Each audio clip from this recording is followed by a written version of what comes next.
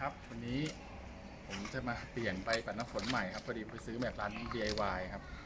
คันนี้ปัดแล้วมันมีปัญหาคือมันปุ๊บมันเหมือนไล่น้ำไม่เกลี้ยงอ่ะยางน่าจะเสียแล้วครับก็เลยได้มาคู่หนึ่งมันมีบอกด้วยว่าของนิสสันเนี่ยใช้กี่นิ้วเนี่ยครับมันก็บอกอยู่เราก็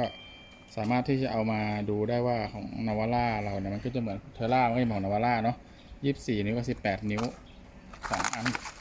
เดี๋ยวผมจะเปลี่ยนพอดีเปลี่ยนไปแล้ว1 ข้างครับเดี๋ยวจะเปลี่ยนข้างที่เหลือข้างยาวเนาะแรกก็ถอดอันที่ยางเสียออกก่อนอันนี้เป็นของแต่ดัดติดรถมามีกิฟล็อกอยู่กดปุ๊บเลื่อนออกปุ๊บหลุดเลยง่ายมาก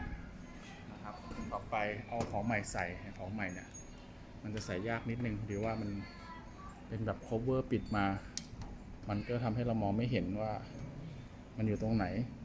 ถ้าใส่แล้วก็กึ๊บอุ้ยไม่เข้ารู้ปั๊บมันต้องให้เข้าแล้วอยู่มุมนี้ผมก็มองไม่เห็นฝั่งนี้ด้วยนะประเด็นปัญหาเดี๋ยวนะครับใส่เข้าไปปั๊บเอาละกึ๊บล็อกเข้าไหมยังไม่เข้าเพราะถ้าเข้าปุ๊บไอ้นี่กดมันจะลงล็อกพอดีตอนนี้มันยังติดอยู่แสดงว่ายังไม่เข้าล็อกเข้าแล้วปั๊บเสร็จปุ๊บเราก็ลูดนี่ออกยางกันของเขาปั๊บพอดีเป๊ะเลยเสร็จแล้วราคาก็ไม่แพงด้วยนะครับอันนี้มันอยู่ที่อันละ69 บาทหรือ79 บาทเนี่ยมีสีอีกอันนึงสีแดงน่าจะเกรดยางคนละอันกันคนละแบบกันสีแดงน่าจะประมาณ100 กว่าบาทคู่หนึ่งก็ไม่ถึง250อะครับก็ถือว่าได้ของถูกคุณภาพดีมาใช้นะครับ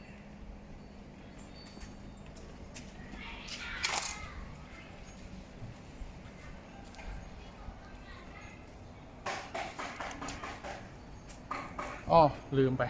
นาวาร่ามันมี2 อันใช่ไหมแต่เทอร่ามันมีบ้านหลังด้วยในบ้านหลังเนี่ยปัญหา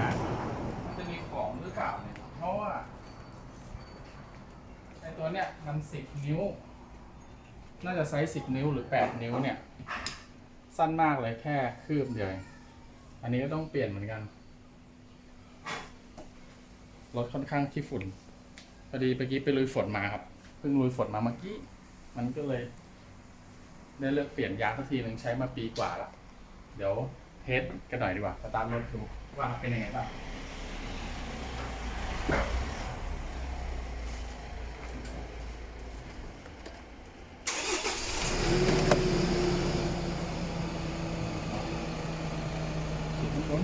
ปึ๊บโอ้โหเรียบกริบก่อนหน้านี้สะดุดตึกเป็นขั้นบันไดเลย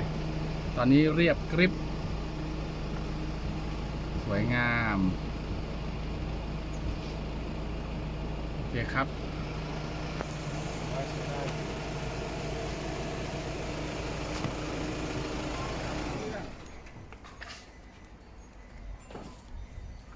ยกขึ้นดูหน่อยซิเป็นยังไงบ้างอันนี้คืออันใหม่ของเรา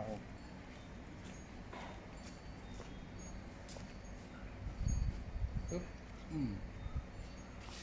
มันข้อเสียมันคือมันไม่มีไอ้โครง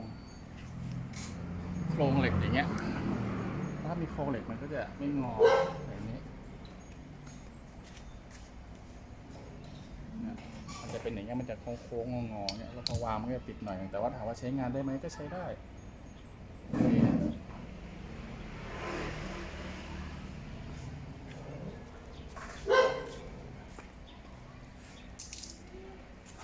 เปลี่ยนยางปัดน้ำฝนใหม่ในราคาไม่เกิน150 บาทได้ประมาณนี้ก็ถือว่าโอเคครับขยันเปลี่ยนหน่อยราคาถูกได้ของใหม่อยู่เรื่อยๆวันนี้ก็ขอบคุณที่ติดตามนะครับขอบคุณมากครับสวัสดีครับ